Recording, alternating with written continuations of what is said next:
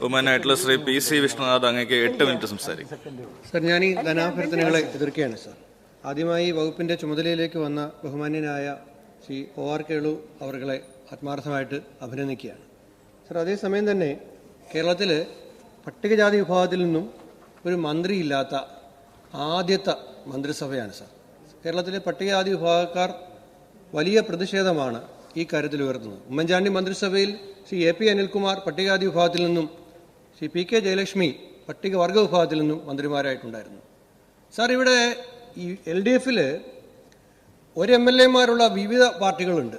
Shri Ramendran കടന്നപ്പള്ളിയുടെ party, അതുപോലെ തന്നെ പിന്നെ KB ഗണേഷ് കുമാർ, അഹമ്മദ് ദേവർഗോവിൽ, ആന്റണി രാജു, അവരെല്ലാം LDF മന്ത്രിമാരാക്കി സാർ. ഈ കോവൂർ കുഞ്ഞുമോൻ 25 വർഷത്തിലധികമായി MLA ആണ്. അദ്ദേഹത്തിൻ്റെ പാർട്ടിക്കും ഒരു MLA ഉള്ളൂ സാർ. കോവൂർ കുഞ്ഞുമോന് മന്ത്രിയാകാനുള്ള അയിത്തം എന്താണ് സാർ? എന്താണ് സാർ? സാറ് ഞാൻ ചോദിക്കുന്നത്, ഇനി കോവൂർ കുഞ്ഞുമോനെ അവഗണിച്ചാലും കോവൂർ കുഞ്ഞുമോന്റെ പാർട്ടി എന്തെന്നറിയണം സാർ. കോവൂർ കുഞ്ഞുമോന്റെ പാർട്ടി സാർ, ഇത് ശരിയല്ല, ഇത് ശരിയല്ല. പ്രസംഗിക്കുമ്പോൾ ശല്യം തടസ്സപ്പെടുത്തരുത് സാർ. അങ്ങ് ഇടപെടൂ സാർ. കോവൂർ കുഞ്ഞുമോന്റെ പാർട്ടിയുടെ പേര് RSP ലെനിനിസ്റ്റ് എന്നാണ് സാർ. കുഞ്ഞുമോനെ അവഗണിച്ചാലും ലെനിനെ അവഗണിക്കാൻ പാടുണ്ടോ സാർ? കേരളത്തിൽ ഇന്ന് നിലവിലുള്ള ഏക ലെനിനിസ്റ്റ് പാർട്ടിയാണ് സാർ. ആ പാർട്ടിയുടെ MLA സഭയിൽ ഉണ്ടായിട്ട് പോലും ആ പാർട്ടിക്ക് മന്ത്രിസഭയിൽ പ്രവേശനം കൊടുത്തില്ല സാർ. സാർ, ഇവിടെ ചരിത്രത്തിൽ ആദ്യമായി SCP TSP ഫണ്ട് കുറയുകയാണ് സാർ. സാർ, ഇവിടെ എല്ലാവരും പ്രസംഗിച്ചല്ലോ. ഉമ്മൻചാണ്ടി മുഖ്യമന്ത്രി ആയിരുന്നപ്പോൾ TSP 2% 3% ഉയർത്തി സാർ. ഇപ്പോ സാർ ചുരുക്കി 3 കാര്യം പറയാം. കേരളത്തിലെ പട്ടികജാതി പട്ടികവർഗ വിഭാഗങ്ങൾക്ക് ഭൂമി, തൊഴിൽ, വികസനത്തിന്റെ വിഹിതം, ഇത് 3 ഈ സർക്കാർ അധികാരത്തിൽ വന്നതിന് ശേഷം കുറയുകയാണ് സാർ. ഭൂമി എന്ന് പറയുമ്പോൾ ഇവിടെ ഫ്ളാറ്റുകൾ വന്നു. ഫ്ളാറ്റുകൾ വരുമ്പോൾ ഉള്ള പ്രശ്നം എന്താണ് സാർ? പണ്ട് 10 സെന്റ് ആയിരുന്നു, പിന്നെ അത് 3 സെന്റായി. ഫ്ളാറ്റ് ആകുമ്പോഴത്തേക്കും കേരളത്തിലെ പട്ടികജാതിക്കാരന്റെ ഭൂമി എന്ന അവകാശത്തെ ആത്യന്തികമായി റദ്ദ് ചെയ്യുകയാണ് സാർ. ഈ ഫ്ളാറ്റ് എന്ന് പറയുമ്പോൾ വീടായിരുന്നപ്പോൾ ഉള്ള പ്രശ്നം വെച്ചാൽ കുടുംബം വലുതാകുന്നതിനനുസരിച്ച് വീട് വികസിപ്പിക്കാൻ കഴിയും. ഫ്ളാറ്റ് ആ സാധ്യതയെ ഇല്ലാതാക്കുന്ന ഒരു കാര്യമാണ് സാർ. അപ്പോ അവരുടെ ഭൂമി എന്ന് പറയുന്ന അവകാശത്തെ തന്നെ ഈ സംവിധാനത്തിൽ കൂടി ഇല്ലാതാവുകയാണ്. തൊഴിൽ എല്ലാം പിൻവാതിൽ വഴി നിയമിക്കുകയാണ് സാർ.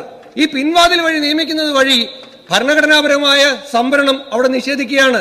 ആരോഗ്യവകുപ്പിൽ ഞാൻ മനോരമയുടെ വാർത്ത വായിച്ചു, 10,000 പേരെ നിയമിച്ചപ്പോൾ ഒരാളാണ് എംപ്ലോയ്മെന്റ് എക്സ്ചേഞ്ച് നിയമിച്ചത്. അപ്പോൾ ഈ പട്ടികജാതിക്കാരന് തൊഴിൽ എന്ന അവകാശത്തെ ഇല്ലാതാക്കുകയാണ്. വികസനത്തിന്റെ വിഹിതം പ്രതിപക്ഷ നേതാവ് എപ്പോഴും പറയുന്നതാണ് സാർ. ഇവിടെ പ്ലാൻ വഴിയാണെങ്കിൽ 10% പട്ടികജാതിക്കാർക്ക് കിട്ടും, 3% പട്ടികവർഗത്തിന് കിട്ടും. അത് പ്രോജക്റ്റ് ആകുമ്പോഴോ ഇല്ലാതാവുകയാണ്. അപ്പൊ കിഫ്ബി വന്നപ്പോൾ എന്താണ്, പ്ലാനിൽ നിന്ന് പ്രോജക്റ്റിലേക്ക് ഇത് സർക്കാരിന്റെ കോൺസെൻട്രേഷൻ മാറിയതോടുകൂടി നഷ്ടം ആർക്കാണ് സംഭവിച്ചത്?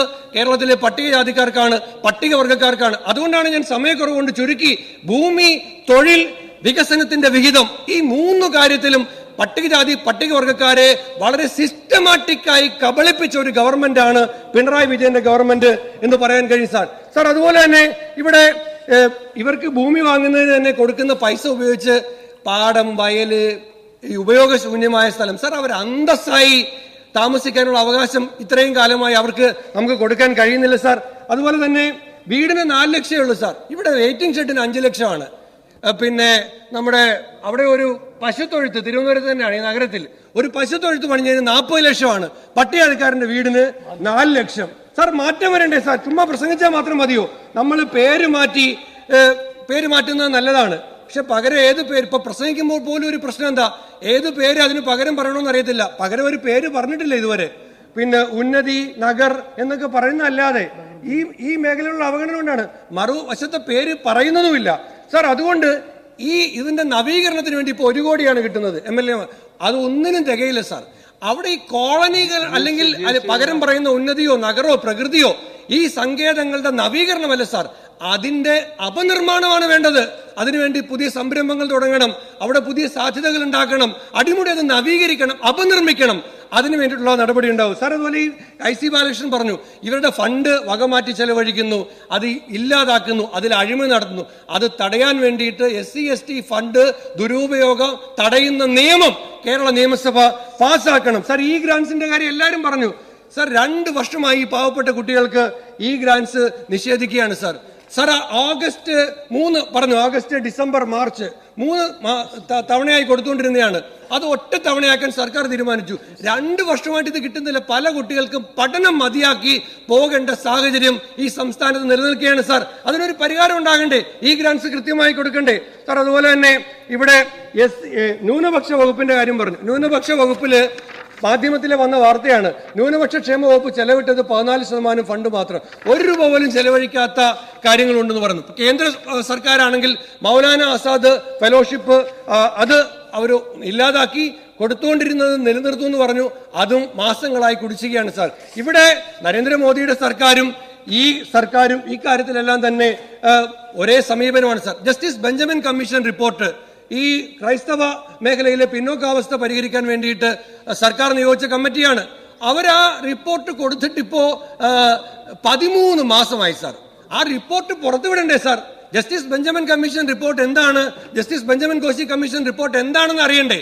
ആ റിപ്പോർട്ട് പുറത്തുവിടുന്നില്ല, അതിന്മേൽ തീരുമാനങ്ങൾ എടുക്കുന്നില്ല, അതിന് വിശദാംശങ്ങൾ ചോദിച്ച് വകുപ്പുകൾക്ക് കത്തയച്ചിരിക്കുന്നു എന്നൊക്കെയുള്ള മറുപടിയാണ് കിട്ടിയിരിക്കുന്നത് സാർ. സാർ ഞാൻ ഒരു കാര്യം കൂടെ പറഞ്ഞോട്ടെ സാർ. ഇവിടെ സമയമില്ലാത്തതുകൊണ്ടാണ്, സമയം അങ്ങ് വാങ്ങിച്ചില്ലെങ്കിൽ വഴങ്ങാം, എനിക്ക് പ്രശ്നമില്ല സാർ. ഇവിടെ കഴിഞ്ഞ ദിവസം ഒരു ബില്ലിന്റെ ചർച്ചയിൽ ശ്രീ KT ജലീൽ സംസാരിച്ചപ്പോൾ ഞാൻ CAA-ക്കെതിരെ എന്തെങ്കിലും പറഞ്ഞിട്ടുണ്ടോ, BJP-ക്കെതിരെ പറഞ്ഞിട്ടുണ്ടോ? ഞങ്ങളുടെ എല്ലാവരുടെയും ഫേസ്ബുക്കിലൊക്കെ ഈ കാര്യങ്ങളുണ്ട്. പക്ഷെ ഞാൻ ഒരു കാര്യം മാത്രം പറയാൻ സാർ, CAA-ക്കെതിരെ ഞാൻ എന്തെങ്കിലും പറഞ്ഞിട്ടുണ്ടോ എന്നാണ് അദ്ദേഹം ചോദിച്ചത്.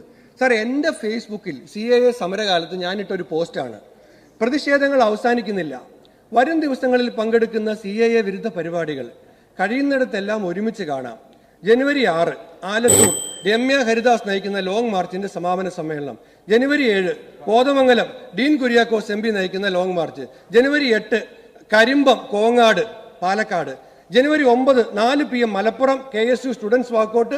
6 PM തറയിട്ടാൽ മലപ്പുറം പൗരത്വ ഭേദഗതി നിയമത്തിനെതിരായ ആസാദി പ്രൊട്ടസ്റ്റ്. 7 PM അരീക്കോട് പൗരത്വ ഭേദഗതി നിയമത്തിനെതിരെ നൈറ്റ് ഓഫ് ഫൈറ്റ്. ജനുവരി 10 പൗരത്വ ഭേദഗതിക്കെതിരെ ചങ്ങനാശ്ശേരി.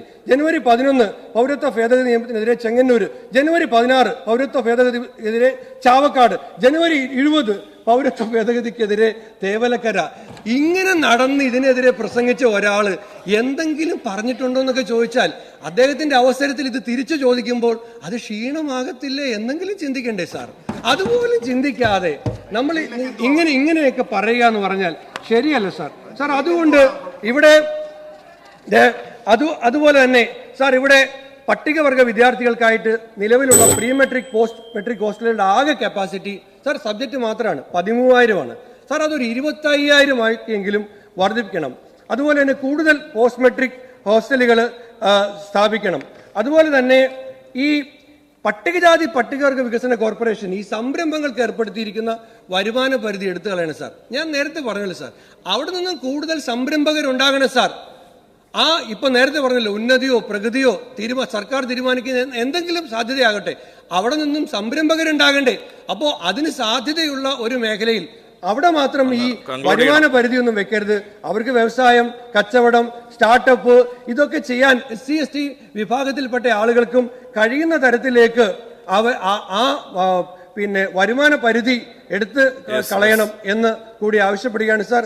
അതുപോലെ തന്നെ കോഴ്സ് കഴിഞ്ഞ SC/ST കുട്ടികൾക്ക് തൊഴിൽ സ്ഥാപനങ്ങൾ ഉപാധികളില്ലാതെ അത് തുടങ്ങുന്നതിനുള്ള സാമ്പത്തിക സഹായം സർക്കാർ നൽകുന്നതിനെ കുറിച്ച് കൂടി സർക്കാർ ആലോചിക്കണം എന്ന് മാത്രം പറഞ്ഞുകൊണ്ട് ഈ മേഖലയിൽ ഒരുപാട് കാര്യങ്ങൾ ഒരു ദിവസം മുഴുവൻ പറഞ്ഞാലും തീരാത്തത്ര പ്രശ്നങ്ങൾ SC/ST മേഖലയിലുണ്ട്. അതെല്ലാം പരിഹരിക്കാൻ ബഹുമാനപ്പെട്ട OR കേളു മന്ത്രിക്ക് കഴിയട്ടെ എന്ന് ആശംസിക്കുക കൂടി ചെയ്തുകൊണ്ട് ഈ ധനാഭ്യർത്ഥനകളെ എതിർക്കുകയാണ് സാർ.